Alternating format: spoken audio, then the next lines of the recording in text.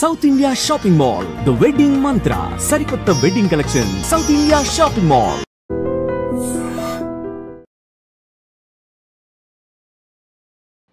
ఈరోజు గెస్ట్ తెలుగు రాష్ట్రాల్లో ఉన్న వాళ్ళకి నేను పెద్దగా పరిచయం చేయనక్కర్లేని పొలిటీషియన్. ఆయన గతంలో ఏమయ్యారు, ఈ ప్రస్తుతం పొలిటీషియన్గా ఎలా మారారు?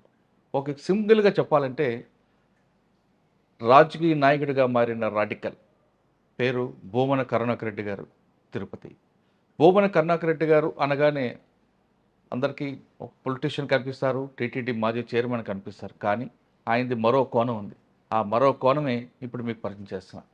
భూమన కరుణాకర్ రెడ్డి గారు పొలిటీషియన్ కాకముందు ఒక రాడికల్ విద్యార్థి. రాడికల్గా తిరుపతి ప్రాంతాల్లో ఎలా చేశారు, ఆయన అన్న సుబ్రహ్మణ్య రెడ్డి గారు అడుగు జాడలు ఎలా నడిచారు, ఆయన సిద్ధాంతాలు ఏ విధంగా ఉండేవి, ఆయన ఐడియాలజీ ఎలాగ ఉండేది, పార్టీ నిర్మాణానికి తిరుపతిలో పాటు రాయలసీమలో ఆయన చేసిన స్టెప్స్ ఎలాగ ఉండేవి, అన్నిటికన్నా ముఖ్యంగా రాడికల్ నుంచి రాజకీయంగా రావడానికి మరో వ్యక్తి పరిచయం అవుతారు. ఆ వ్యక్తి ఎవరు, అది ఎక్కడ పరిచయం అనే విషయాన్ని సార్ అంటే తెలుసుకుందాం. సార్ నమస్తే అండి. నమస్తే. మీరంటే సాధారణంగా భూమన కరుణాకర్ రెడ్డి గారు అనగానే టీటీడీ మాజీ చైర్మన్, తిరుపతి ఎమ్మెల్యే, వైసీపీ నాయకుడు, ఇవే తెలుసు కానీ జనాలకి మీ వెనక మరో కోణం ఉంది. ఆ కోణమే ఈరోజు ఆవిష్కరిస్తున్నాం. మీరు ఒక రాడికల్ స్టూడెంట్, మీకు రాజకీయాలకు ఎలా రావాలనుకున్నారు, ముఖ్యంగా చెప్పాలంటే రాజారెడ్డి గారితో మీకు పరిచయం, జైలు పరిచయం ఎలాగ రాజకీయాలకు తీసుకొచ్చింది, తర్వాత రాజశేఖర రెడ్డి గారి కుటుంబంతో మీకున్న అనుబంధం, ఇంకా మీకు ఎంత బంధం ఉందంటే మీ ఇంటికి కూడా రాజారెడ్డి గారు నిలయమని పెట్టుకున్నారంటే ఆ బంధం ఏ స్థాయికి వచ్చినది చాలా స్పష్టంగా తెలుస్తుంది. ఈ ప్రశ్నలన్నిటికీ చెప్పే ముందు మీ కుటుంబ నేపథ్యం చెప్పండి, రాడికల్గా ఎందుకు మారాలనుకున్నారు, రాడికల్గా మారిన టైంలో మీ భావజాలం, మీ ఐడియాలజీ, తెలుగు మీద ఉన్న పట్టు ఉన్న వీకు రాజకీయంగా వచ్చినప్పుడు ఈ జీన్స్ని, ఈ దీనిలో ఉన్న స్ట్రెంగ్త్ని అక్కడ మీకు కోఆపరేట్ చేసిందా లేదా? అంటే మీరు చెప్పినటువంటి నా రెండవ కోణం ఇప్పుడు పూర్తిగా తెలియకపోవటం అన్నది ఏం లేదండి. ఇప్పుడు చాలామందికి నా రెండో కోణం కూడా తెలుసును, కాకపోతే పూర్తిగా వాళ్లకు తెలియదు. నా గతం, మా తండ్రి ఒక రైల్వే ఉద్యోగి, మా అమ్మ సామాన్య గృహిణి, మేము 5 మంది అన్నదమ్ములము, ఒక సిస్టరు. అందరూ చక్కగా చదువుకున్న వాళ్ళు, మంచి ఉద్యోగాలు చేసినటువంటి వాళ్ళు, రిటైర్డ్ ప్రొఫెసర్లు గాను, లెక్చరర్స్ గాను, ప్రిన్సిపాల్స్ గాను. నేను తప్ప మీరందరూ కూడా మా ఇంట్లో అకాడమిక్గా బాగా చదువుకున్నటువంటి వాళ్ళు. మా ఇంటి నేపథ్యం, మా అన్న భూమన్ గారు తను 68, 67 ప్రాంతాల నుంచి నక్సల్బరీ ఉద్యమం ప్రారంభమైన తొలినాళ్లలోనే ఆయన ఆ రాజకీయాల పట్ల ఆకర్షితుడై ఉండేవారు. ఆశ్చర్యంగా నేను ఆ కాలంలో, నేను 7వ క్లాస్ చదువుతున్నటువంటి రోజులలో 67, 68 ఆ ప్రాంతాలలో నేను మొట్టమొదట ఆర్ఎస్ఎస్ పట్ల ఆకర్షితుడనైనాను. నేను కొద్ది రోజులు ఆర్ఎస్ఎస్లో శిక్షణ కూడా పొందాను 7వ క్లాస్ చదువుతున్నప్పుడు. ఇంటికి వచ్చి అండి, నేను ఇక్కడ దేవస్థానం హై స్కూల్ అండి. అప్పుడు ఉపద్రష్ట వెంకట్రామయ్య గారని, రంగారావు గారని ఇద్దరు ఆర్ఎస్ఎస్ ప్రముఖులు ఉండేవారు. అట్లాగే రామిరెడ్డి గారని, అతను ఆదిత్య కాలేజ్ అన్న వెరీ పాపులర్ కాలేజ్ నెల్లూరులో, ఆ తర్వాత ఎప్పుడో లేండి, ఆ తర్వాత 30 ఏళ్ళకి పెట్టుకున్నాడు ఆయన. ఆయన ప్రచారకగా ఉండేవాడు ఆర్ఎస్ఎస్కి. ఆయన మా స్కూల్కి వచ్చి మమ్మల్ని అందరినీ కూడా ప్రభావితం చేసి తన వైపున తిప్పుకోవటం జరిగింది. అలా నేను ఆర్ఎస్ఎస్ శాఖకి చాలా రెగ్యులర్గా, అంటే ఎవ్రీడే వెళ్ళేవాడిని. దేశం పట్ల, దేశభక్తి పట్ల, వీటి మీద అనురక్తిని పెంచుకోవటం ప్రారంభమైంది అప్పుడే. అంటే ఆ దేశభక్తి ఇలాంటివి ఆర్ఎస్ఎస్ వలన నేను నేర్చుకున్నా. అదే సందర్భంలో నేను ఇంట్లో వచ్చి నేను ఆర్ఎస్ఎస్లో చేరినానని చాలా గర్వంగా మా ఇంట్లో చెప్పా. అప్పటికే మా అన్న విప్లవ రాజకీయాలలో చాలా యాక్టివ్గా ఉండేవాడు కాబట్టి, మనం అట్లాంటి వాటిల్లో ఉండకూడదు, మనది వేరే, మన దేశము, మన ఆలోచనలు చాలా వేరుగా ఉంటాయి, నువ్వు పోమాక, తప్పు చేస్తావు నువ్వు అని మందలించినాడు. బహుశా ఆయనకు ఈ సంగతి జరిగి కూడా 55 ఏళ్ళు పైన అయింది. ఆయన గుర్తు కూడా ఉంటుందో ఉండదో. పెద్ద అన్నగారా చిన్న? భూమన్ గారే. నాకంటే పెద్దవాడు 7-8 ఏళ్ళు పెద్దవాడే అని నన్ను హెచ్చరించటం జరిగింది. అదే సందర్భంలో ఆర్ఎస్ఎస్ ఆఫీసులో ముస్లింల మీద ఎందుకో చర్చ జరిగింది. నేను అది గొప్పగా చెప్పుకోవటము కాదు, ఏం కాదు కానివ్వండి. ఆ చిన్న వయసులోనే నాకు ఆ సామాజిక స్పృహ ఎందుకు వచ్చిందో కూడా తెలియదు. బహుశా నేను ముస్లింలు నా స్నేహితులు ఎక్కువ మంది ఉండటము, నేను ముస్లిం ఏరియాలోనే మా ఇల్లు ఉండటము కారణమేమో. ఆ ముస్లింల మీద చెడుగా మాట్లాడుతూ ఉంటే నేను దాన్ని తీవ్రంగా వ్యతిరేకించాను. ఎందుకు మనం ముస్లింలను అంత వ్యతిరేకించాల్సిన పనేం ఉంది, మీరు అట్లా తిడుతున్నారే అని అంటే, తిట్టడం కాదు, విమర్శించటం. అంటే నీకు తెలియదులే అని ఏదో అన్నారు. ముస్లింలు చాలామంది మంచివాళ్ళు ఉండరు, నా స్నేహితులంతా ముస్లింలే అన్న కారణంతో ఏమో నేను విభేదించి మళ్ళా ఆర్ఎస్ఎస్ శాఖకి నేను వెళ్ళాల. అట్లాగే మా అన్న ఇన్ఫ్లుయెన్సే ఎక్కువగా పనిచేసి ఉంటుంది. అది 72 ఆ ప్రాంతాన, ఆ తర్వాత 1 year ఏం జరిగింది నాకు గుర్తులేదు కానీ 72 ఆ ప్రాంతాన తిరుపతిలో మా అన్న భూమన్ను సిహెచ్ శివారెడ్డి గారని, ఆయన ఇప్పుడు కూడా ఉన్నారు, ఉద్యమాల్లో చాలా గట్టిగా పనిచేసినటువంటి వ్యక్తి, ప్రముఖ లాయర్ కూడా తను. ఆయన సాకం నాగరాజు గారని, శైలు కుమార్ అని నా స్నేహితుడు, ఇప్పటికీ కూడా నాతో కలిసి నడుస్తున్నటువంటి నా స్నేహితుడు. వీళ్ళంతా కూడా తిరుపతిలో ఎస్వి గెస్ట్ హౌస్ దగ్గర సమావేశమై, దీనికి అందరికంటే మించి మాకు భూమన్ గారికి కూడాను ఒక మాటలో, వాళ్ళు లెక్చరర్గా ఉన్నప్పటికీ కూడా ఇద్దరు, మాకందరికి కూడా గురువు గారు త్రిపురనేని మధుసూదన్ రావు గారు, అందరూ కలిసి అక్కడ రాడికల్ స్టూడెంట్స్ యూనియన్ అన్నదాన్ని స్థాపించినారు. ఆ గెస్ట్ హౌస్ ఆవరణలో, మైదానంలో, లాన్లో. నేను అందులో పార్టిసిపెంట్ను కాదు కానీ నేను అక్కడే ఉన్నా. ఆ తర్వాత వెంటనే నేను రాడికల్ స్టూడెంట్స్ ఉద్యమంలోకి భాగస్వామి అవ్వటం, నన్ను ఒకవైపున మా అన్న, రెండో వైపున శివారెడ్డి గారు, ఆయన అంటే నాకు వ్యక్తిగతంగా కూడా చాలా ఇష్టము, వీళ్ళిద్దరూ నడిపించినారు. 73లో చిత్తూరు కుట్ర కేసు అనేది ఒకటి ఏర్పాటు చేయటము,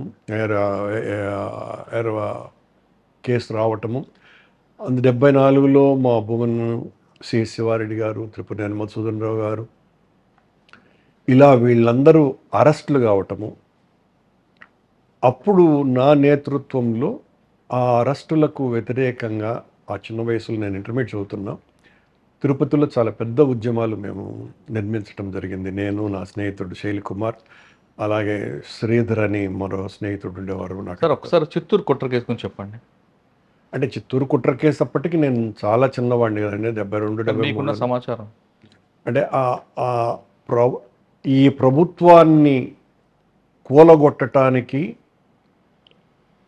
కొద్దిమంది కుట్ర పన్నుతున్నారని, వీళ్ళందరూ రాజ్యాంగాన్ని ధిక్కరిస్తున్నారు, రాజ్యాంగం పనికిరాదు, భారత రాజ్యాంగము. నేను ఆ తర్వాత ఆ ఎఫ్ఐఆర్ రిపోర్ట్స్ అవన్నీ కూడా చదివిన గుర్తుంది నాకు.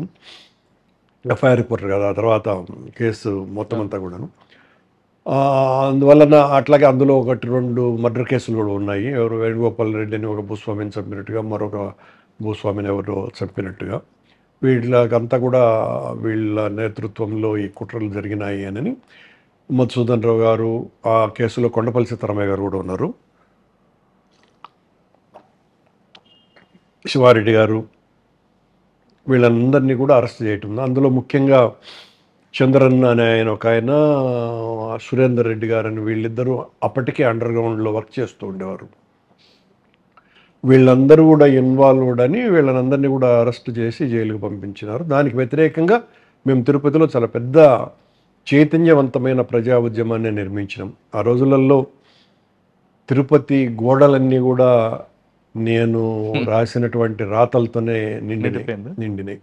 చాలా గొప్ప కూడా చెప్పుకోగలను నేను. ఎర్రమట్టితో నీళ్ళలో కలుపుకొని విప్లవం వర్ధిల్లాలి, స్వార్థం శిరస్సు గండ్రగొడ్డలితో నరికగలిగిన వాడే నేటి హీరో అని సత్యమూర్తి గారి ఒక క్యాప్షన్. నినాదం అది. అలాంటివెన్నో ఇలా సాయుధ పోరాటం వర్ధిల్లాలి, దీర్ఘకాలిక సాయుధ రైతాంగ పోరాటం వర్ధిల్లాలి, ఇలాంటివన్నీ కూడా తిరుపతి గోడలన్నీ కూడా రాయటము. అప్పటికి ఇంకా పోలీసు వాళ్ళ అలర్ట్నెస్ కూడా తక్కువ తిరుపతిలో, దాంతోనే పెరిగింది ఒక మాటలో చెప్పాలంటే. తిరుపతిలో చాలా పెద్ద ఎత్తున అలజడి ఏదో రగులుతోంది అని.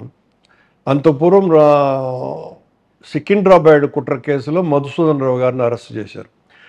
మధుసూదన్ రావు గారు అరెస్ట్ చేసినప్పుడు మధుసూదన్ రావు గారు ఫ్యామిలీకి నేనే తోడుగా వాళ్ళ ఇంట్లో వాళ్ళ మిస్సెస్ పిల్లలకి తోడుగా పడుకుని ఉండేవాడిని.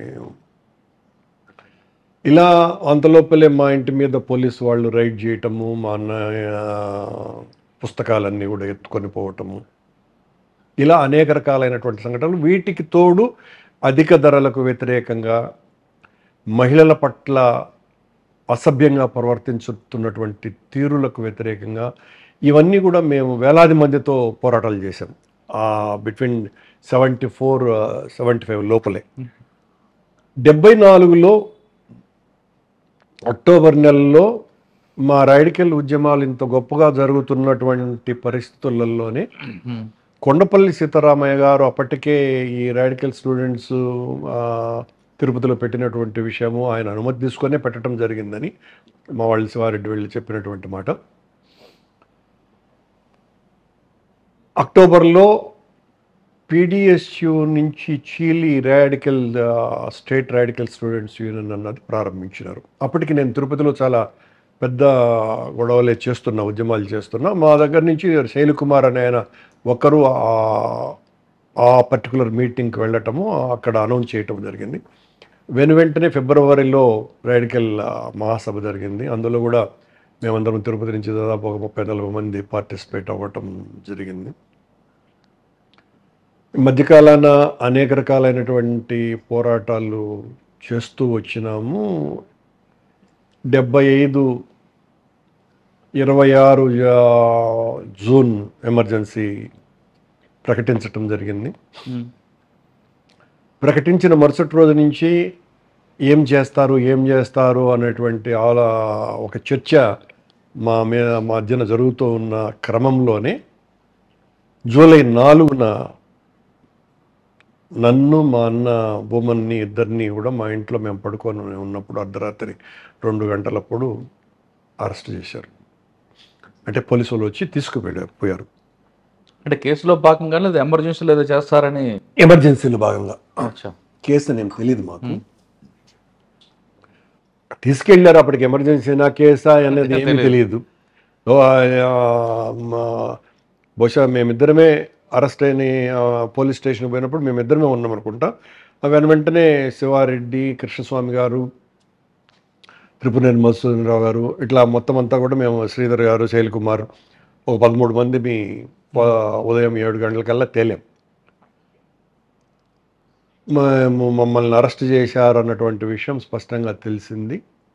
సాయంత్రం వరకు అక్కడే ఉంచి సాయంత్రం 6 గంటల ప్రాంతాన మమ్మల్ని ముషీరాబాద్ జైలు తరలించారు. తిరుపతి నుంచి ముషీరాబాద్ తీసుకొచ్చారు. అవునండి. ఇంకా చిత్తూరులో జైలు ఉన్నాయి కదా అప్పుడు?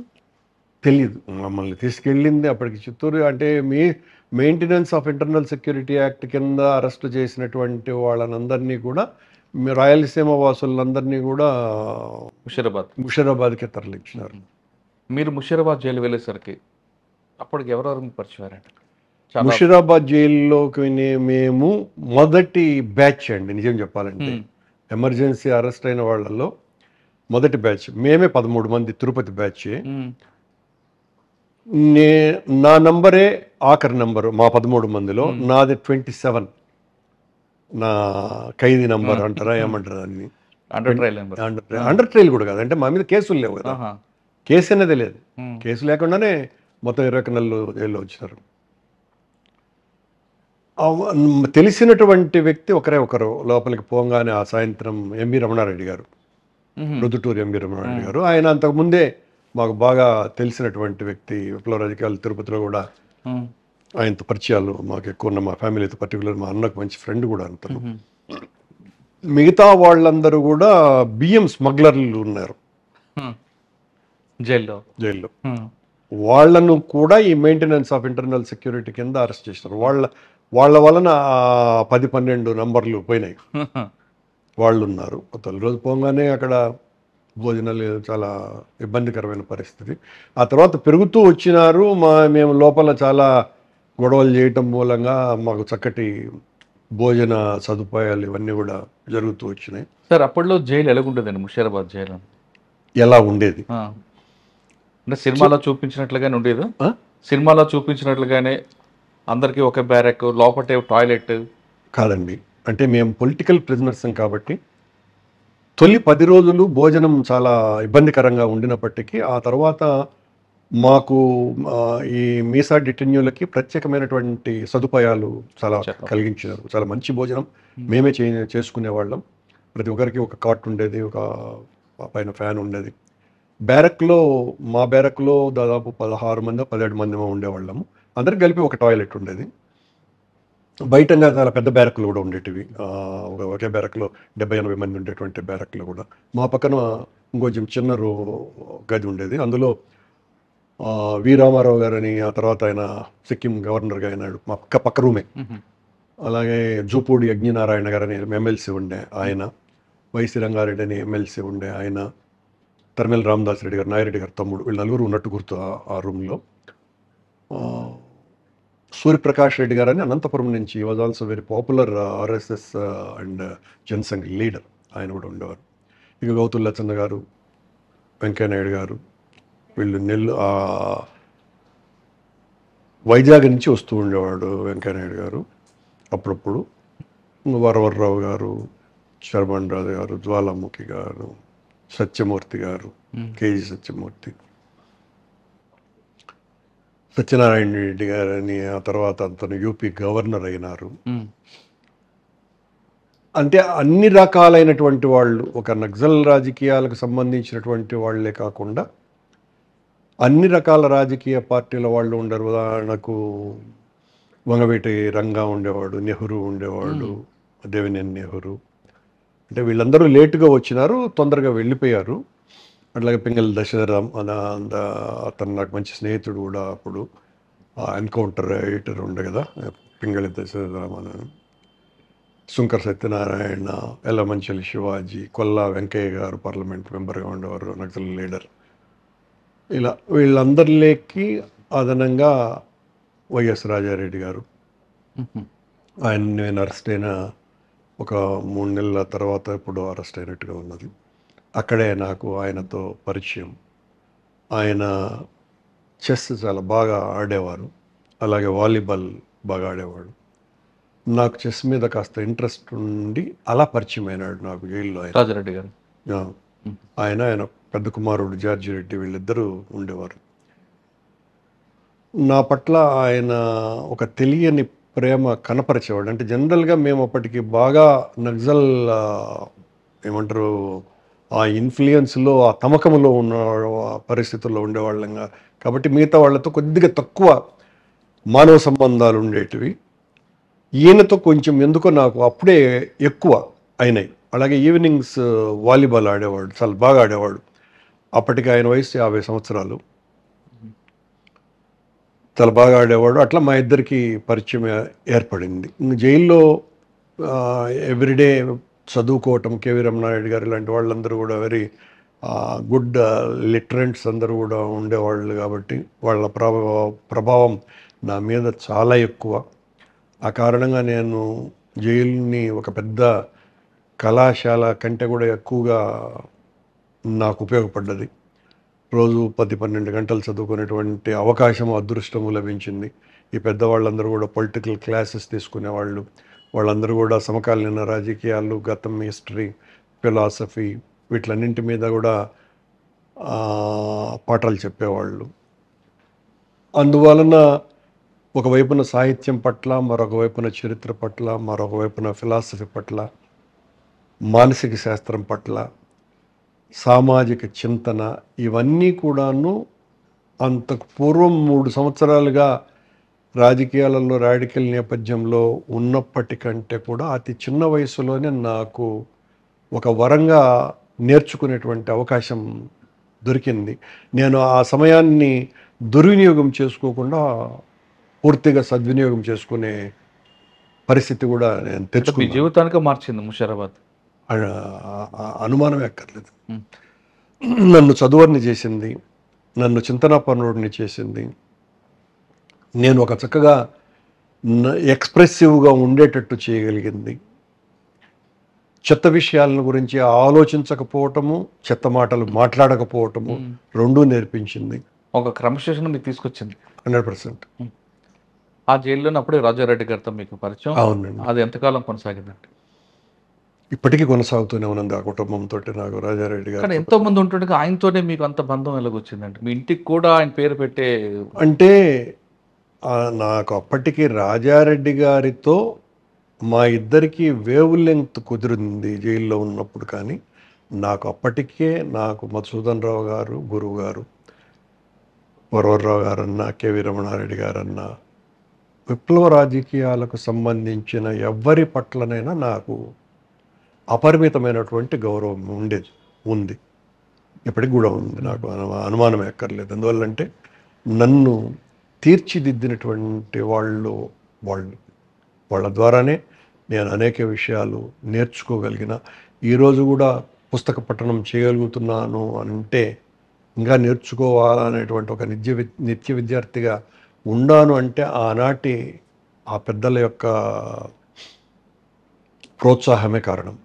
సార్ బయటకు వచ్చారు జైలు నుంచి. వచ్చిన తర్వాత రాజకీయాల వైపు వెళ్ళారా? తిరిగి మరొకసారి మన రాటికల్ జైలు నుంచి వచ్చిన తర్వాత కూడా నేను రాడికల్ ఉద్యమంలో కొద్ది కాలం పనిచేశానండి. వెంటనే వెళ్ళిపోలేదు నేను. ఆ మధ్య టైంలో ఏం జరిగిందిరా అంటే జైలు నుంచి బయటికి వచ్చిన తర్వాత కొద్ది రోజుల స్తబ్దత. కానీ నేను చాలా యాక్టివ్ అప్పుడే కూడాను. అప్పుడు కొండపల్లి సీతారామయ్య గారు అరెస్ట్ అయినారు 77లో నాగపూర్లో. ఆయన ఓపెన్ రాజకీయాలని ఏదో మాట్లాడినట్టు ఉన్నది ఆ సమయంలో. నేను మధుసూదన్ రావు గారిని రెగ్యులర్గా ఎవ్రీడే ఉంటాయి నేను కలిసేది, శివారెడ్డి గారిని, మధుసూదన్ రావు గారిని. ఆ కలవటం ఎంత ఉండదంటే వాళ్ళకి చిరాకు కలిగించేంతగా. నాకేమో చాలా తొందర రాజకీయాలు స్పీడ్గా చేసేయాలని. సరే వాళ్ళని విమర్శించడం కాదు మా మధుసూదన్ రావు గారిని, కానీ అలా ఎక్కడో చిన్న తేడా వచ్చింది. 78 వరంగల్ మహాసభలప్పటికీ తిరుపతిలో నేను ఆ పాంప్లెట్లన్నీ కూడా పంచటం జరిగింది. కానీ నేను పోలేకపోయినా వరంగల్ మహాసభలకి, రాడికల్ మహాసభలకి. ఈ మధ్యలో నేను, చెరుకూరు రాజ్ కుమార్, సత్యం గారని, చెరుకూరు రాజ్ కుమార్ కూడా మీకు పరిచయం ఉన్నారా? బాగానండి. యా, చాలా ఎక్కువ పరిచయం ఉంది. అంటే బిగినింగ్ కదా స్టేజెస్లో వీళ్ళందరూ నా సమకాలికులే. నేను ఈ ప్రాంతంలో చూసేవాడిని, అతను వైజాగ్లో ఎక్కడో పనిచేస్తాడు. మేమందరం ఏఓబి కదా, వాళ్ళు ఆ తర్వాత అండర్ గ్రౌండ్కి వెళ్ళలేదు అప్పటికి, అందరూ స్టూడెంట్సే. ఇది 77 కథ చెప్తాను. 77లో సత్యం అని నరసింహరావు గారు అని అతని ఒరిజినల్ నేము. అతను అండర్ గ్రౌండ్ రాజకీయాలు ఎక్కువ చూసేవాడు రాడికల్ స్టూడెంట్స్ యూనియన్కి సంబంధించి. సత్యము, నేను, రాజ్ కుమారు, ఇంకెవరున్నారో వీళ్ళు ముగ్గురు గుర్తున్నారు. కానీ మేము ముగ్గురమే, ఇంకా ఒక 10 మందిమి ఎక్కడో రహస్యంగా చార్మినార్ దగ్గర సమావేశమయ్యి భవిష్యత్తులో ఏం చేయాలి రాడికల్ ఉద్యమాన్ని గురించి. ఇది 77 మేబీ అరౌండ్ మే ఆ ప్రాంతాన్ని అయి ఉండొచ్చునేమో, గుర్తు రావట్లేదు. అలా 1-2 సమావేశాలు కూడా జరిపినాం. సరే, ఆ తర్వాత మధుసూదన్ రావు గారితో వచ్చినటువంటి చిన్న కాన్ఫ్లిక్ట్స్ వలన నేను అంటే ఏం చేయాలనేది, అంటే పార్టీ నుంచి ఒక లైన్ లేదు, నిస్తబ్దత నాకు నచ్చకపోవటము, ఆ కారణంగా మొత్తానికి ఏదో అలా తేడా వలన బయటికి రావటం, బయటికి వచ్చినానని కూడా చెప్పలేను, కొద్దిగా సైలెన్స్ అవ్వాల్సిన పరిస్థితి వచ్చింది. ఈ మధ్యలో రాజారెడ్డి గారు జైలు నుంచి బయటికి వచ్చిన తర్వాత ఇక్కడ అమాస గోపాల్ రెడ్డి గారు అని ఒక ఆయన ఉన్నారు. ఆయనకు చాలా సన్నిహితుడు. ఆయన్ను కలవటానికి ఆయన తిరుపతికి చాలా రెగ్యులర్గా వచ్చేవాడు. ఓకే.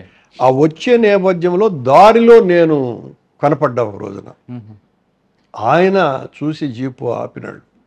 అప్పటికి నేను ఇంకా ఫుల్ రాడికల్ దీంట్లో ఉన్నాను.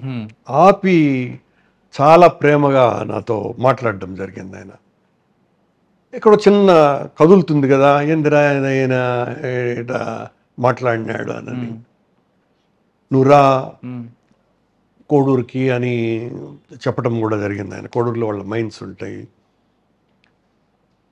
మళ్ళీ ఒక 5-6 నెలల తర్వాత కూడా అలాగే తగిలినాడు ఆయన నాకు. ఏమనాలనో దాన్ని తగిలి ఆ రోజు కూడా చాలాసేపు మాట్లాడినాడు రోడ్లోనే. మళ్ళీ 1-2 సార్లు నేను కోడూరుకు వెళ్ళాను. మధ్యలో ఒకసారి పులివెందులకు కూడా వెళ్ళటం జరిగింది. చాలా గొప్పగా నాతో ఒక పుత్రోత్సాహంతో మాట్లాడినట్టే ప్రతిసారి మాట్లాడినాడు ఆయన. 80-82 ఆ ప్రాంతానికి వచ్చే లోపల నేను అప్పటికి కూడా విప్లవ రాజకీయాలు, రాడికల్ స్టూడెంట్స్ యూనియన్తో సంబంధాలు తెగినా కూడా ఆ విప్లవ రాజకీయాల్లో కొనసాగాలన్నటువంటి కోరిక బలంగా ఉండేది.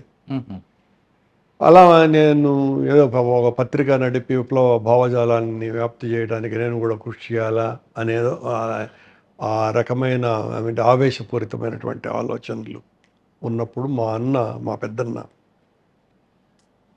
నువ్వు దానికి డబ్బు కావాలి కదా పేపర్ పెట్టడానికి, నేనేదో చాటింపు అనే పేపర్ పేరు కూడా నేను అనుకొని ఉండేవాడిని. అన్యాయాల మీద చాటింపు అని ఆయనే నాకు ఒక 25,000 డబ్బులు ఇచ్చి, నా స్నేహితుడు ఒక అతను కాంట్రాక్టర్గా ఉన్నాడు, నువ్వు కొద్ది రోజులు దీన్ని చేసి డబ్బులు సంపాదించుకొని 3 లక్షలు ఎంతనే చెప్పినట్టు గుర్తు. నేను 3 లక్షలు 4 లక్షలు అయిపోతే పేపర్ ప్రెస్ వచ్చేస్తుంది, ఆ ప్రెస్ నడుపుకొని మనం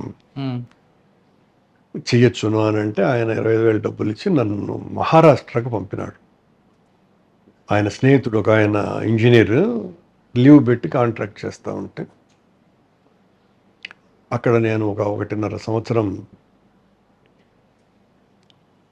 నరకయాతన అనుభవించి ఉన్న డబ్బంతా కూడా పోగొట్టుకొని. ఎందుకండి? అదొక పెద్ద కథ, చాలాసేపు పడుతుంది అది. ఎక్కడ? మహారాష్ట్రలో బీడ్ డిస్ట్రిక్ట్లో జాతేగావ్ అనేటువంటి విలేజ్, గవరాయ్ తాలూకా. అక్కడ బీడ్ అనేది కంప్లీట్గా అది డ్రై ఏరియా కదా? చాలా డ్రై ఏరియా. కానీ నేను నరకయాతన అంటే నేనేదో ఇదేనని కాదు, చాలా అద్భుతమైనటువంటి అనుభవం అది. అక్కడ నేర్చుకున్నాను. అంత కష్టంలో కూడాను ప్రతిసారి విద్యార్థిగా ఉండాలా అన్న నా కోరిక నన్ను ఎప్పుడు కూడా రాటు తెలుస్తూ వచ్చింది. ప్రతి కష్టం నుంచి మీరు ఒక లెసన్ తీసుకుంటున్నారు. లెసన్ అద్భుతంగా నేర్చుకుంటూ వచ్చింది. అక్కడ కష్టపడటం ఇంకెంతగా కష్టపడాలా అన్నది నాకు ఆ మహారాష్ట్ర అనుభవం నేర్పించింది. ఆ తర్వాత వెంకటగిరిలో వచ్చానండి, ఒక వర్క్ చేశాను. అక్కడ నష్టపోయిన తర్వాత నా స్నేహితులు వాళ్ళు కూడా రాడికల్ ఉద్యమంలో పనిచేసినటువంటి వాళ్ళు they belongs from Pulivendula, Ramireddy గారు, లక్ష్మిరెడ్డి గారు అనే వాళ్ళిద్దరు. మేము కలిసి ఇక్కడ వెంకటగిరిలో ఒక వర్క్ వేశాం. అప్పుడే ఎన్టీఆర్ గారు ప్రభుత్వం వచ్చిన తొలినాళ్లలో తెలుగుగంగ ప్రారంభించినప్పుడు అప్పులు చేసి చాలా అందులో పెట్టుబడి పెట్టాను. అది మొదటి రోజు నుంచే చాలా ఇబ్బందులకు గురి చేసింది ఆ వర్క్. చాలా ఇబ్బందులు పడ్డప్పుడు ఇక ఈ పని చేయలేము అని అనుకొని ఎలా బయటపడాలో దీని నుంచి, మొత్తం ఫైసల్ అయిపోయింది జీవితం అని అనుకునే పరిస్థితులలో నేను రాజారెడ్డి గారి దగ్గరికి వెళ్ళాను. నన్ను పిలుచుకుపోయింది కూడా ఆ పులివెందులకు సంబంధించినటువంటి నాకు చాలా ఇష్టమైన కృష్ణూరు రవి అనే ఆయన తోడు కూడా ఉన్నాడు. అప్పుడు రాజశేఖర రెడ్డి దగ్గరికి ఉన్నాడు, రాజారెడ్డి గారి దగ్గరికి లేడు. మొదట రాజారెడ్డి గారి దగ్గరికి నేను వెళ్ళినప్పుడు ఇట్లా ఆయన నన్ను చూడంగానే, అప్పటికి ఒక 2 సంవత్సరాలు 3 సంవత్సరాల గ్యాప్ ఉన్నది మా మధ్యన కలవటం కూడా. అసలు అప్పటికే రాజారెడ్డి అంటే చాలా పాపులర్ అయిపోయినాడు. ఆయన రాయలసీమ అంతా కూడా ఆయన చూస్తే ఒక రకమైన ఫియర్ కాంప్లెక్స్ ఉన్న రోజులు అవి. నన్ను చూడంగానే లేచి హగ్ చేసుకొని, అంటే ఇవన్నీ కూడా ఆయన స్వభావానికి విరుద్ధమైనటువంటి పనులు. అంతగా నా పట్ల ప్రేమతోటి నన్ను లోపలికి పిలుచుకొని పోయి ఆ రోజున మధ్యాహ్నం లంచ్ అక్కడే నాతో చేయించి, ఏంటి ఏమన్నా పని ఉండదా అంటే, నేను ఇట్లా పని ఉంది పెద్దాయన, నాకు మీరేమన్నా సాయం చేయగలరా, ఇట్లా ఒక వర్క్ చేస్తే నాకు చాలా నష్టం వచ్చింది, లేబర్ పని చేయటం లేదు, డబ్బులు కూడా నేను పూర్తిగా అయిపోయాయి నాకు. యాక్సిడెంటల్లీ రాజశేఖర్ రెడ్డి గారు వచ్చారు అదే సమయాన్ని. రాజశేఖర్ అని పిలిచి కరుణాకర్ అని అంటే, చెప్పినావు కదా నాయన ఇంతకుముందు నీతో పాటు జైల్లో ఉన్నాడు కదా అన్నాడు ఆయన. అంటే నా గురించి వాళ్ళ కొడుకు దగ్గర ప్రస్తావన చేసి ఉన్నాడు అని. అప్పటికి ఆయన సిఎల్పి డిప్యూటీ లీడర్ అయ్యాడు. అంతకుముందు రాజశేఖర రెడ్డిని 1-2 సార్లు కలిశాను, కానీ నేను ఎవరు ఏంటి అన్నటువంటి ఉపోద్ఘాతంతో కాదు. ఇట్లా కర్ణాకు మనం వెహికల్స్ పంపాలా, మన పక్కల హెటాచీలు పంపించాను ఆయన ఇంకా జోబ్లియంట్గా చెప్పటం జరిగింది. నేను చాలా సంతోషంగా వచ్చిన. మళ్ళీ రవి గారు, కస్నూర్ రవితో మళ్ళీ ఒకసారి కలిసినప్పుడు, ఏం కావాలన్నా తీసుకోకన్నా నువ్వు హ్యాపీగా వర్క్ చేసుకో. అలా వాళ్ళ మిషనరీ అంతా కూడా వెంకటగిరికి రావటం జరిగింది 86 ఆ ప్రాంతాన్ని. తెలుగుగంగ ప్రాజెక్టులకి రాజశేఖర రెడ్డి గారు కనీసం అంటే ఆ వర్క్ ఆయన లాభం కోసం కాదు, నేను బాగుపడాలన్న ఉద్దేశంతో వెంకటగిరి ప్రాజెక్టు దగ్గరికి కనీసం అంటే ఒక 13 సార్లు వచ్చి ఉంటాడు. అప్పటికే ఆయన శాసనసభలో డిప్యూటీ లీడర్. రావటమే కాకుండా సైట్లో కూడా పడుకున్నాడు. సైట్లో పడుకోవటం అంటే అది ఊరికి బయట వెంకటగిరికి 13 కిలోమీటర్ల దూరం. నాకు ఆశ్చర్యం కూడా వేసేది. వచ్చి నాతో గంటల కొద్ది గడిపేవాడు. మా ఇద్దరి మధ్యన చాలా చర్చలు జరిగేవి. మా ఇంట్లో, మా ఇల్లే చాలా మామూలు హౌస్ అది. మా ఇంట్లో దాదాపు 4 సార్లు పడుకున్నాడు. వచ్చి రాత్రులు పడుకొని పొద్దున్నే లేచి వెళ్ళిపోయేవాడు మెడ్రాస్కి. ఈ మధ్యలో రాజారెడ్డి గారు, ఇలా మా మధ్యన ఒక తెలియని బాంధవ్యం. అది ఎంత చెప్పినా కూడా తక్కువే మురళి గారు. అప్పటికీ వాళ్ళు ఆర్థికంగా, రాజకీయంగా చాలా సంపద్వంతమైనటువంటి పరిస్థితుల్లో ఉన్నారు. వాళ్ళతో పోలిస్తే నేనేం కాదు. కానీ నన్ను ఇష్టపడ్డారు ఇద్దరు. ఆ ఇష్టం కూడా కేవలం నెలలకే నువ్వు నా తమ్ముడు కంటే ఎక్కువ అని, ఈయన నువ్వు నా 6వ కొడుకు అని రాజారెడ్డి గారు ఆ స్థితికి చేరుకున్నది. అంటే ఏ జన్మ బంధం అయింది అంతేనండి. దానికి మీ దగ్గర ఆశించడానికి లేదు. అందుకే చెప్తున్నాను, నేను ఏమీ కాదు. వాళ్ళు ఎక్కడో ఉన్నారు అప్పటికే. అదే వాళ్ళ వలన నేను బెనిఫిట్ అవ్వాల్సింది తప్ప నా వలన వాళ్ళకు వచ్చేటువంటి ఈశ్వర మాత్రపు ప్రయోజనం కూడా లేదు. అప్పటికే రాజశేఖర రెడ్డి గారు అంటే చాలా పెద్దవాళ్ళు, ఏమంటారు, ఇండస్ట్రియలిస్టులు, అట్లాంటి వాళ్ళందరితో కూడా ఆయనకు చాలా మంచి సంబంధాలు ఉన్నటువంటి మనిషి కదా. కానీ వాళ్ళెవ్వరికీ ఇవ్వనంత మర్యాద నాకే ఇస్తూ వచ్చినాడు. ఆ తర్వాత ఈ మధ్యలో నేను వాళ్లకు నష్టం వస్తూ ఉంది ఆ వర్క్ వలన. అంటే వాళ్ళ హిటాచీలు కొంచెం పాతబడిపోయి ఓసారి అట్లా బ్లేడ్ అదే కొట్టంగానే బ్లేడ్ పోవటం కాదు, దానికి వాడేటువంటి ఆయిల్ ఒక 30 లీటర్గా వెళ్ళిపోయేది ఒక దెబ్బకి. అది చాలా కాస్ట్లీ ఆయిల్. దాన్ని ఏమంటారు, ఇప్పుడు మర్చిపోయాను నేను. డీజిల్ కాదండి, ఆయిల్ అండి, హైడ్రాలిక్ ఆయిల్. అది చాలా కాస్ట్లీ ఆయిల్. రోజుకు 2 బ్యారల్స్ అయిపోయేటి. 2 బ్యారల్స్ అంటే చాలా ఎక్కువ. అక్కడి నుంచి తీసే మెటీరియల్ ఏమీ ఉండదు మళ్ళీ తమాషగా. ఇట్లా ఉంటే నేను ఒక రోజు పోయి, ఇట్లా నా వల్ల మీరు నష్టపోవటం ఎందుకు, మీరు తీసుకెళ్ళిపోండి అని చెప్పిన. నేను నాకు ఇష్టం లేదు మీరు తీసుకెళ్ళిపోండి అంటే, కర్ణ అంటాడు అనేవాడు అప్పటికే నన్ను, ఆయన రాజశేఖర్ కర్ణ, నాకు నష్టం వస్తే ఆ నష్టం నన్ను ఎక్కువగా నష్టపరచదు. నీకు నష్టం వస్తే నీకే కాదు సమాజానికి కూడా నష్టమయ్యా అని అన్నాడు. బా. ఆ మాటలో అర్థం తెలుసా మీకు? అందుకే నేను రాజకీయాల్లో చాలా ఎక్కువ చదువుకున్నవాడిని కదా, అంటే కదిలించేసినటువంటి మాట. ఇతనితోనే నా జీవితం అని నిర్ణయించుకున్న క్షణం నాదది. అప్పటికీ కూడా నాలో, నేను కాంట్రాక్టర్ అవతారం ఎత్తున్నా, జీవనంలో చాలా ఇబ్బందులు పడుతూ ఉన్నా కూడా నాకు విప్లవ రాజకీయాల వైపే చాలా మొగ్గు. ఆ మాట నన్ను కదిలించటమే కాకుండా ఆ తర్వాత ఇంకొక మాట అన్నాడు ఆయన, ఇంకొక నెల 2 నెలల తర్వాత. ఇదంతా 87 లోపలే జరిగిపోయిన విషయాలన్నీ కూడాను, 86 లోపలే. కన్నా నేను ఎక్కడైనా మంచి వర్క్స్ తీసుకొని వస్తాను, ఒక 100 కోట్ల రూపాయలు నువ్వు వర్క్ చెయ్యి, నువ్వేం డబ్బులు పెట్టద్దులే, నీవు 25% తీసుకో అని అన్నాడు. 25% చాలా చాలా ఎక్కువ. డబ్బులు పెట్టినా కూడా 25% ఎవరు ఇవ్వరు. ఆయన అన్న మాట అది. అని అంటే నేనన్నా నాకు అన్నయ్య అనేవాడిని. నేను అన్నయ్య, నేను వ్యాపారాలు, డబ్బులు సంపాదించాలా, ఇవన్నీ నాకు పెద్ద తెలియవు, నాకు ఇది కూడా లేదు. నేను మీకు ఉపయోగపడతా వేరు రూపంగా, అది కూడాను మీకు ఒక అడ్వైజర్గాను, రహస్యంగా నేను బయట కనపడకుండా ఉండేటట్టుగా నేను మీకు ఉపయోగపడితే నన్ను ఉపయోగించుకోండి మీరు అని నేను అనటం జరిగింది. అప్పటికి నాకు రామచంద్రరావు గారు, నాకేం తెలియదు ఆయనకు స్నేహితుడు ఉన్నాడు అన్నటువంటి విషయం కూడాను. రామచంద్రరావు గారు కూడా అలాగే ఆయనకు ఉండేవారు. ఎందుకో ఆయనకు నచ్చింది ఇది. వెరీ గుడ్ కర్ణ, అట్లాగేలే అని అన్నాడు. నేను అప్పటి నుంచి రాజశేఖర రెడ్డి గారితో అట్లాగే ఫెయిల్ అవుతూ ఉండేవాడిని.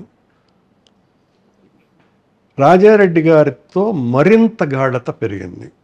అంటే ఒకవైపున కొడుకుతోటి, మరోవైపున తండ్రితోటి సైమల్టేనియస్గా.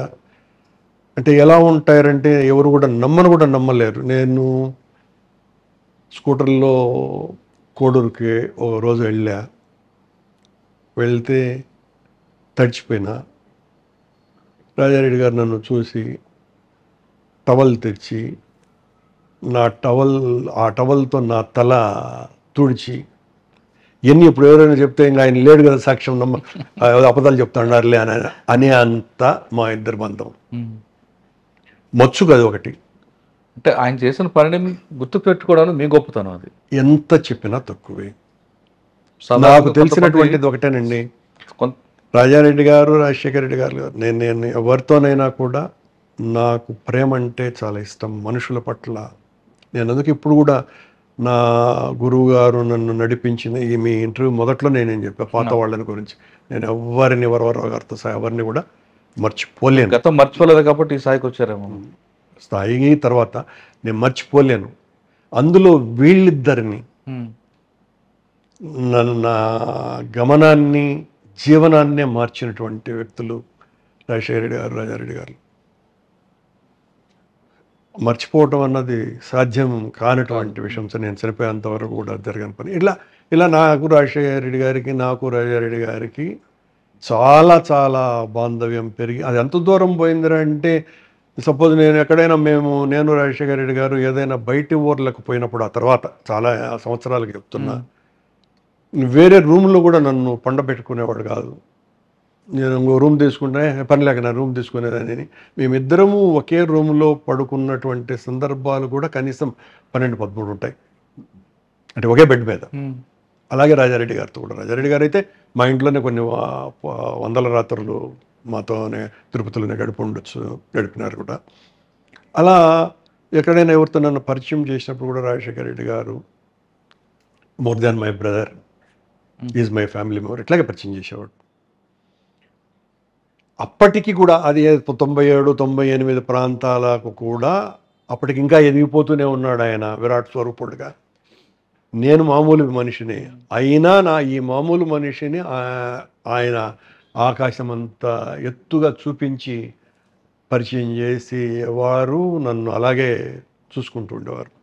రీజన్ అన్నది నా వ్యక్తిత్వం అని నేనంటే కూడా చాలా తప్పు అది. ఎందువల్ల అంటే వాళ్ళకి నచ్చిన అంశాలు వాళ్ళిద్దరికీ నచ్చిన అంశాలు 4-5 ఉన్నాయి. అలా మాకు కుదిరింది, నడిచింది. సార్ రాజశేఖర రెడ్డి గారితో మీరు చాలా జర్నీ చేశారు. ఆయన ఎప్పుడు కూడా వైట్ పంచ కట్టడం అది కాకుండా 97, 98 ఆ ప్రాంతంలో ఆయన ప్యాంటు షర్టు కాకి డ్రెస్ వేసుకొని తిరిగి 97, 92 కదండి. అంటే ముందు నుంచి వేసేవారు. కాకి డ్రెస్ ఎందుకు వేసుకున్నారు? కాకి డ్రెస్ కాదండి, దాన్ని ఏమంటారంటే అంటే కాకి కలర్ కాదు కానీ అదేమో హాఫ్ షర్టును సేమ్ ప్యాంట్ వేసుకొని వేసేవాడు. వచ్చేవారు కదా. ఆయన అంతకుముందు కాదు, ఫ్రమ్ పాలిటీషియన్ అయినప్పటి నుంచి 84, 82 ప్యాంటు నుంచి. షర్ట్ ఒకటే కలర్ ఉండేదండి. అవునండి, దాన్ని ఏదా సఫారీ సఫారీ సఫారీ అంటారు. ఆ సఫారీ సఫారీ కూడా కాకి అన్నది కలర్ లో ఉండేదండి. కాకి కలర్ కాదు, అనే డిఫరెంట్ కలర్స్ వేసేవారు. ఉం. అంటే మీకు ఆయన అప్పటికి మీరు చిన్నతనంలో మా చిన్నతనంలో వచ్చేవారు. మీకు తెలియదు కాబట్టి, నాకు ముందు నుంచే తెలుసు కాబట్టి, సఫారీ చాలా ఎక్కువ వేసేవారు. పొలిటికల్ యాక్టివిటీస్ ఉన్నప్పుడు ఉం. పంచేలో ఉండేవాడు. మ్మ్. మిగతా టైం అంతా కూడా సఫారీలోనే ఎక్కువ ఉంటారు. అచ్చా. ఢిల్లీకి పోయినా, చెన్నైలో అయినా, మ్మ్. హైదరాబాదులో ఇంట్లోనైనా కూడాను ఎక్కువగా సఫారీలోనే ఉండేది ఆయన. తర్వాత పూర్తిగా మానేశాడు. మా తర్వాత ప్యాంట్ షర్ట్ వేసేవాడు. ఓకే. సీఎం అయినా కూడా ప్యాంట్ షర్ట్ వేశారుగా. కానీ మా చిన్నతనంలో ఆయన సఫారీ డ్రెస్తోనే ఆయన కట్అవుట్లు చూసేవాళ్ళం. అది నాన్ పొలిటికల్ యాక్టివిటీస్లో సఫారీనే. సార్ ఈ మీ జర్నీ చెప్తున్నారు, మీ లైఫ్లో టర్నింగ్ తిప్పిన పాయింట్ కొన్ని ఉన్నాయి. మీ వైఫ్ మేడం ఎలా పరిచయం అయ్యారు, మీరు ఆ విషయం చెప్తారు. ఎవరండి? మీ పెళ్ళి. పెళ్ళి నాకు మా మరదలేనండి అమ్మాయి. మా సిస్టర్స్ హస్బెండ్, అంటే మా బావ చెల్లెలు. తను పెళ్లి చేసుకోవాలా అనే ఆలోచన ఉండే. ఆ తర్వాత అది నేను చాలా యాక్టివ్గా రాజకీయాలలో పొలిటికల్ రాడికల్ దీంట్లో ఉన్నప్పుడే మళ్ళీ దాన్ని మర్చిపోయినాను. నిజానికి పెద్ద పట్టించుకోలేదు. నేను ఎట్లాగో అండర్ గ్రౌండ్కి పోవాలన్నంత స్పీడ్గా కూడా నా ఆలోచనలు ఉండేటివి. తర్వాత మా మదర్ చనిపోయిన తర్వాత 81లో చనిపోయారు ఆవిడ. మళ్ళీ తనే నన్ను అడగటం జరిగింది, తనకు పెళ్లి సంబంధాలు చూస్తూ ఉంటే. తనే అడిగిన తర్వాత నేను మళ్ళీ కాదనలేను. ఎవరు అడిగారు ముందు? మేడం అడిగారా? మా మిస్సెస్ అని. తనే ఇట్లా నువ్వు అప్పుడెప్పుడు అనుకున్నావంట, మీరు అనుకున్నారట కదా నన్ను చేసుకోవాలని, ఇప్పుడు నాకు పెళ్లి సంబంధాలు చూస్తున్నారు అని ఏదో అన్నా. నేను అన్నాను కానీ మళ్ళీ ఇంటికి లోపలికి పోయిన తర్వాత ఒరే ఇదేందోనని అప్పటి నుంచి కాస్త పెరిగింది. మేము రాడికల్స్గా చాలా యాక్టివ్గా ఉన్న రోజులలో మదనపల్లిలో రాడికల్ స్టూడెంట్స్ యూనియన్ అన్నదే లేదు. తర్వాత రాడికల్ స్టూడెంట్స్ యూనియన్ పెట్టిందే తిరుపతిలో. మీకు చెప్తున్నా, రాడికల్ స్టూడెంట్స్ యూనియన్ 1972లో నేను చెప్పాను కదా, ఎస్వి గెస్ట్ హౌస్లో పుట్టినప్పటి నుంచి వ్యవస్థాపక సభ్యులలో నేను కూడా ఒకడిని. ఆ రోజున ఆ క్షణాన్ని అందులో ఇన్వాల్వ్ కాకపోయినా ఇమీడియట్గా అచ్చా దాన్ని కొండపల్లి సీతారామయ్య గారి యొక్క అనుమతితో 74లో స్టేట్ రాడికల్ స్టూడెంట్స్ యూనియన్గా మార్చారు. పీడిఎస్యూను చీల్చి. అది 74 అక్టోబర్. ఈ బిట్వీన్ 73 and 75 యాక్టివిటీ అంతా కూడా రాడికల్ ఉద్యమం అంతా తిరుపతే. తిరుపతినండి. తిరుపతి. మదనపల్లికి మాకు అసలు సంబంధమే లేదు. సరే, మనం రాజకీయాలకు వద్దామండి. ఇటు ఒకవైపు మీరు చేస్తుంటే రాజశేఖర రెడ్డి గారి సపోర్ట్తో మీరు స్టాండర్డ్ అవుతున్నారు, పెళ్లి చేసుకున్నారు. కానీ మీ ఇంటికి రాజారెడ్డి గారి నిలయం అని పేరు పెట్టడానికి కారణం ఏంటి? నాకు రాజశేఖర రెడ్డి గారు, రాజారెడ్డి గారి మీద ఉన్నటువంటి ప్రేమే అని చెప్పాను కదా. నేను ఎంత చెప్పినా కూడా తక్కువేనండి. నాకు వాళ్ళు చేసినటువంటి సహాయము, ఇచ్చినటువంటి ప్రేమ, నేను కృతజ్ఞత చూపకపోతే ఇంటి మీద అన్నది చాలా చిన్న విషయం. అసలు అదే మా ఇంటి పేరు ఏదో సాధారణంగా అమ్మా నాన్న పేరు పెట్టుకుంటారు కదా, రాజారెడ్డి గారి పేరు పెట్టుకోవాలా అనేది నాకు అనిపించినటువంటి. సార్, మీరు అంతగా ప్రేమించిన రాజారెడ్డి గారు హత్య గురి కావడం పట్ల మీరు ఏమనుకుంటారు? దాదాపు సంఘటన తెలిసిన వెంటనే మీరు ఎలా వెళ్ళారు? 3 సంవత్సరాల పాటు నేను మనిషిగా కూడా కాలేకపోయినా. అంటే నేను ఏడవని రోజు లేదు. రాజారెడ్డి గారు చనిపోయిన రోజు నేను నా దగ్గర నుంచే పోయినారు ఆయన తిరుపతిలో. మా ఇంటి నుంచే వెళ్ళారు ముందు రోజు. అట్లా వెళ్తున్నాను, అక్కడ ఏదో చిన్న ఆ వేముల ఎస్ఐ నాగేశ్వర్ రెడ్డి అనే పేరు అనుకుంటా, అతని మీద ఏదో చెప్పారు, ఇట్లా రాతి పలుకుతున్నాడు అని సంథింగ్ ఏదో ముందు రోజు. ద సేమ్ డే నేను రాజశేఖర రెడ్డి గారి పని మీదనే నేను జైసల్మేర్ వెళ్ళాను. అక్కడ నేను రాజశేఖర రెడ్డి గారు 96 నుంచి ఒక చిన్న ఏదో మైనింగ్ కార్యక్రమంలో ఆయన వర్క్లో నేను ఇన్వాల్వ్ అయ్యాను. అదేదో చిన్న క్యాన్సిల్ చేసుకోవడానికి దానికి వెళ్ళటం జరిగింది. అక్కడి నుంచి 2 రోజుల తర్వాత వచ్చేటప్పుడు ఎందుకో ఇంటికి ఫోన్ చేస్తే అప్పటికే ఇట్లా నా బ్రదర్ ఇట్లా పెద్ద ఆయన చనిపోయినారన్న, చంపేశారు అని నేను జైపూర్లో ఉండగా ఫోన్ చేశా. అప్పుడు ఫోన్లో మాట్లాడాను, ల్యాండ్ ఫోన్. అక్కడి నుంచి నేరుగా వచ్చాను. అప్పటికి రమేష్ని కూడా అయిపోయింది. దారి పొడుగునే ఏడుస్తూనే వచ్చినాను. దాన్ని ఏం చెప్తాం, నేను ఎంత చెప్పినా తక్కువ. అది ఒక జర్నలిస్ట్గా మీతో ఈ 27 ఏళ్ల తర్వాత పంచుకోవటాన్ని కూడా ఇష్టం లేనంత బాధ నాకు. రాజారెడ్డి గారి మరణం ఎస్టర్డేనే, నిన్ననే ఆయన వర్ధంతి కూడా జరిగింది. నేను పోయి వచ్చా. సో ఖచ్చితంగా వెళ్తాను కూడా. ఎంత చెప్పినా కూడా రాజారెడ్డి గారి ప్రేమ నేను వర్ణించలేను. అది ఏదో రోజు అవన్నీ కూడా నేను ఖచ్చితంగా నా ఆత్మకథ రాస్తా. అందులో చాలా ఎక్కువ రాజారెడ్డి గారిని గురించే, రాజశేఖర రెడ్డి గారి నుంచే ఉంటుంది. కానీ మా ఇద్దరి మధ్యన ఇమీడియట్గా రాజశేఖర రెడ్డి గారి క్రిమేషన్ అయిపోయిన తర్వాత ఒక వారానికి మళ్ళీ ఆయన ఢిల్లీకి వెళ్ళటం జరిగింది. ఆయన ఎందుకు వెళ్ళారంటే పిసిసి కమిటీ వేయటానికి అనుకుంటా. నేను కూడా ఢిల్లీకి వెళ్ళా. అప్పుడు ఏదో మా ఇద్దరి మధ్యన చర్చ. అప్పుడు ఆయన చాలా గొప్పగా మాట్లాడారు. ఈ రివెంజ్లు ఇవన్నీ కూడా మనం చేయకూడదు కన్నా, జరిగిపోయింది అని చాలా చాలా జరిగింది చర్చ మా ఇద్దరి మధ్యన. అప్పుడే నిన్ను కూడా కమిటీలో వేస్తున్నాను, సెక్రటరీగా నిన్ను తీసుకుంటున్నాను, నాకు సెక్రటరీగా నువ్వే ఉందువు అన్నాను. అంటే అది ఇప్పుడు అనవసరం కదా సార్. ఆ తర్వాత రాజకీయంగా వచ్చారు. దాదాపు 17 సంవత్సరాలైన ప్రతిపక్ష నేతగా ఉన్నారు. అంటే ఆ స్థాయికి రావడానికి అంత బేస్లో కష్టపడ్డారు కాబట్టి ఆ స్థాయికి వచ్చారు. ఒక దశలో 2004 నుంచి పాదయాత్ర చేయాలి, ప్రజల కష్టాలు చూడాలి అనేది ఒక ఛాలెంజ్. పాదయాత్ర చేయడం అనేది పెద్ద ఛాలెంజ్. ఆ టాస్క్కి మీరు సహకారం ఎలాగిచ్చారు? ఆయన చేస్తున్న దానికి చాలా రిస్క్ ఉన్నది తెలిసి కూడా మీరు ఏ విధంగా మీరు అడ్డుపడినా, నచ్చ చెప్పినా వినకుండా ఏ విధంగా వెళ్ళారు? అసలు ఆ పాదయాత్రలో మీ పాత్ర ఏంటి? అంటే మీరు చెప్పిన దాంట్లో కొద్దిగా అతిశయోక్తి ఉన్నది, సత్యదూరాలు కూడా ఉన్నాయి. దానికంటే ముందు 2003లో ఆయన పాదయాత్ర ఏప్రిల్ 9వ తారీఖున ప్రారంభమైంది. దానికి ముందు ఒక 4 నెలల ముందు నేను ఆయనకు చెప్పి ఇక్కడ గాలేరు నగిరి సాధన పాదయాత్ర అని ఒక 14 రోజులు చేశానండి. చేసినప్పుడు ఆయన అడిగేవాడు ఎట్లుండాలి. నేను రోజు ఎట్లా ఎబ్బుడుదుబ్బుడుగా నడిచేవాడిని, 25 కిలోమీటర్లు అట్లా. ఏది ఎట్లుండదు కన్నా, ఏంది ఏమైనా నొప్పులు ఉన్నాయా అవన్నీ అడిగేవాడు.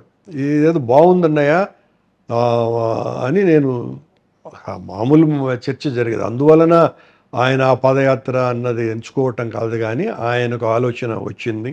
ఆయన రామచంద్రరావు గారు ఇంకా ఇతరులు మాట్లాడుకొని తీసుకున్న నిర్ణయం అది. నేను ఆ పాదయాత్రలో మొదటి నుంచి ఆఖరు వరకు నేను పాల్గొవటం జరిగింది, ఆయనతో పాటు నడవటం జరిగింది. అది రాష్ట్ర రాజకీయ చరిత్రని మలుపు తిప్పినటువంటి సంఘటనలు. అంటే మీరు నడిచిన దానికి ఆయన నడిచిన వేలాది కిలోమీటర్లకి చాలా వ్యత్యాసం ఉంటుంది. అంటే ఆయన నడిచింది కూడా 1473 కిలోమీటర్లు. అవునండి, అది మంచి మండు టెండర్లో. అవును, చాలా తేడా ఉంది కదా, సంబంధం ఏముంది అది. కానీ అందులో ఉన్న కష్టాలని చెప్పారు మీరు? మేము రోజు మాట్లాడుకుంటూనే ఉండేవాళ్ళంగా, ఎవ్రీడే ఉంటుంది కదా మా దాకా. రాజశేఖర్ రెడ్డి గారు కష్టాలు నష్టాలను గురించి మాట్లాడుకునేటువంటి వ్యక్తిత్వం కాదు.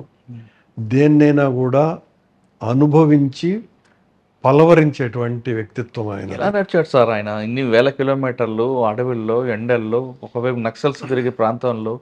అందుకే ఆయన రాజశేఖర్ రెడ్డి, అందుకే ఆయన నాకు నాయకుడు. నేను విప్లవ రాజకీయాలలో ఉన్నప్పుడు చాలా పెద్దవాళ్లతో కూడా నాకు సంబంధాలు ఉన్నాయి. నేను వాళ్ళతో కలిసి నడిచిపోయినానని చెప్పలేను, కానీ నాతో నడిచిన వాళ్ళు ఎన్కౌంటర్లో ఉండరు. వాళ్ళెవ్వరికీ లేనటువంటి వ్యక్తిత్వం రాజశేఖర రెడ్డి గారిలో ఉంది అన్న ప్రగాఢమైన నమ్మకము విశ్వాసమే నాకు రాజశేఖర రెడ్డి గారితో పయనమయ్యేటట్టు చేసింది. అసమానమైనటువంటి ధైర్యం ఉంది, ఎవరికీ లేనటువంటి సుగుణం ఉంది, ప్రజల పట్ల బాధ్యత ఉంది, వీటిలన్నింటికి మించి ప్రేమ ఉంది. ఇవన్నీ కలబోసినటువంటి రూపశిల్పి రాజశేఖర రెడ్డి గారు. సో ఈ పాదయాత్ర రాజమండ్రిలో ఆగిపోవడం, రాజమండ్రిలో ఆయన అనారోగ్యం పాలవడం అప్పుడు మేము అనిపించిందండి, బ్రేక్ పడుతుంది అనుకున్నారా? లేదు ఆయన ఇంకా మొండిగా ముందే నడుస్తారని మాకు స్పష్టంగా తెలుసు. రాజశేఖర రెడ్డి గారు ఆ రకంగా మానేస్తాడని కళ్ళ కూడా నేను అనుకునే లేదు, ఆగిపోతుందని నేను అనుకోలే. అక్కడ కూడా నీకెటు ఉండదు కర్ణ, నీకెటు ఉండదు రాంబాబు అని అడిగేవాడు, కానీ నేను అయిపోయినాను అనేటువంటి మనిషి కాదు ఆయన. జాగ్రత్తగా ఉండండి అని చెప్పేవాడు. ఆ వ్యక్తిత్వం అనితర సాధ్యమైనటువంటి వ్యక్తిత్వం అది. సార్ అక్కడ ఆయన అడ్డం వరకు ఆయన, కానీ ఆ టీంని అందరిని కోఆర్డినేట్ చేసుకోవడం, వాళ్ళకి మధ్యాహ్నం రాజశేఖర రెడ్డి గారు వచ్చే టైంకి ఒక కుటీరం పెట్టడం, భోజనాలు చేయడం, వీళ్ళందరూ ఈ ప్రాసెస్ అంతా మీరు భుజం మీద తీసుకున్నారు? లేదండి, నేను కాదు. మీరు ఇంకెవరు ఉన్నారు? మేము కాదు, నేను దేవిరెడ్డి గారు అనుకుంటా, అంబటి రాంబాబు, మేమిద్దరము ఆయనతో కలిసి నడిచిన వాళ్ళం. మిగతా రామచంద్రరావు గారు పైనుంచి మొత్తం అంతా కూడా ఆర్గనైజ్ చేసేవాడు. ఈ టెంట్లు వ్యవహారం అంతా కూడా సుధీర్ చూసేవాడు. ఎవరండి? మీరు చెప్పే సుధీర్ చూసేవాడు. టెంట్లు, భోజనాలు ఎక్కడికక్కడ అందరూ కూడాను ఏర్పాటు చేసేవాళ్ళు, ఏ ప్రాంతానికి ఆ ప్రాంతం. ఒకరి ఇన్వాల్వ్మెంట్ కాదు, రాజశేఖర రెడ్డి గారి సైన్యం అంతా కూడా ఆయన్ని ప్రేమించే ప్రతి హృదయము అందులో ఇన్వాల్వ్ అయ్యింది. ఆ పాదయాత్ర కదిలింది, పాదయాత్ర అయింది. మీరు కూడా రాజశేఖర గారి పడితో చాలా సమస్యలు చూశారు. ఎలక్షన్ వచ్చాయి, ఎలక్షన్లో గెలిచారు సార్ ముఖ్యమంత్రి అవగానే. ఆయనతో పాటు మీ ఆనందం ఎలాగుంది? మిమ్మల్ని చూడగా నేను ఏమన్నారు? ఏం చెప్తాం మురళి గారు, అది ఎంత చెప్పినా కూడా తక్కువే కదా. అందులో వీటిల్లో ముందు ఏం జరిగింది అన్నది కూడా అవసరం కదా. ఆయన ముఖ్యమంత్రి అయినాడు కంటే ముందు నాకు టికెట్ కోసమని ప్రయత్నం చేసినాడు. నాకు టికెట్ను తెప్పించటం అన్నది ఆయనకు అతి ముఖ్యమైన ఇష్టమైన విషయం. అంటే వాడు నా శిష్యుడికి టికెట్ ఇప్పిస్తాను అనేటువంటిది కాదు. ఓకే, ఆయనకి ఇష్టం కరుణాకర్ నాతో పాటు ఉండాలా అన్నది. అది ఎప్పుడో 89లోనే రాజారెడ్డి గారు ఇచ్చిన సూచన అనుకోండి. 89 నుంచే నాకు టికెట్ల కోసం ప్రయత్నం చేసేవారు ఆయన. అప్పుడు గ్యారంటీగా నా టికెట్ అన్నది ఎగరగొట్టేసినారు. మళ్ళీ ఆయన ఢిల్లీలో ఓకే చేసినాడు. నీకు హైదరాబాద్కి వచ్చే లోపల ఎత్తిపోయింది నా పేరు. ఆయన చందామోహను, దాసనారాయణరావు వెళ్ళెవరో చెప్పి పైన క్యాన్సిల్ చేయించినారు. ఆయన ప్రచారానికి వచ్చి ఇంకా టికెట్ రాలేదని నేను తిరుపతికి పోయి, అసలు తమాషేంద్ర అంటే ఆయన ముఖ్యమంత్రి అవ్వబోతాడు, నేను ఆయన ఎలాంటి వాడు, ఎంత ప్రేమ కలిగేటువంటి మనిషి అని తిరుపతి సీట్ వేరే వాళ్ళకి వెళ్ళింది. ఆయన ముఖ్యమంత్రిగా గెలిస్తే ఖచ్చితంగా ఆయన ముఖ్యమంత్రి. నేను హైదరాబాద్లోనే ఉన్నా. ఆయన ఢిల్లీ నుంచి వచ్చిన తర్వాత నేను పోతాడాను అని అన్నా. మా ఇద్దరి సంబంధాలు ఏదో తిట్టేటట్టు ఉండేటి ఏం కూడా ఏం కాదు. నేను పోతాడాను అని అన్నా. యాడికి అని అన్నాడు. తిరుపతికి అని అన్నా. ఎందుకు అని అన్నాడు. ఆ రమణ నామినేషన్ వేస్తాడు, దానికి పోవాలని. హే వాళ్ళు పోయినావు, అవసరమా అదే, ఓడించేయాలన్నాడు. అంటే నాకు సీటు రానందుకు అంటే ఏం చెప్పాలి రాజశేఖర రెడ్డి గారికి నాకున్న బంధం గురించి. అంటే నేనన్నా, నాకు ఆయన మీద ఉన్న ఇష్టం ఎట్లాంటిది అంటే ఇట్నే చేస్తా ఉండు, ఓడించను, గెలిపిస్తా, నేను పోతాడానని చెప్పి వచ్చేసాను. దేవుడి సాక్షిగా మా ఇద్దరి మధ్యన జరిగినటువంటి చర్చ అది.